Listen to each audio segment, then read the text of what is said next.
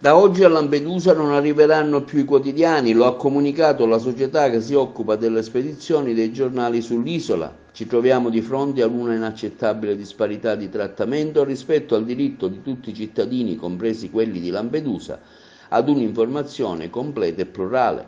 Ad affermarlo è il sindaco di Lampedusa e Linosa Totò Mattello. In un'email inviata nei giorni scorsi ai titolari delle edicole di Lampedusa dalla società di distribuzione dei quotidiani si legge infatti: vi informiamo che da giovedì 16 settembre gli editori non spediranno più i quotidiani.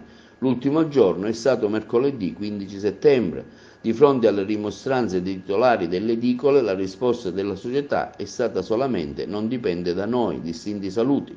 Non so da chi dipende questa decisione, aggiunge il primo cittadino di Lampedusa, ma so che è profondamente sbagliata ed ingiusta. Sulla nostra isola non tutti posseggono uno smartphone, un computer, un tablet per poter leggere i giornali in versione digitale. Interrompere la spedizione dei quotidiani cartacei, afferma il sindaco Martello, significa negare a un'importante parte della nostra comunità la possibilità di informarsi.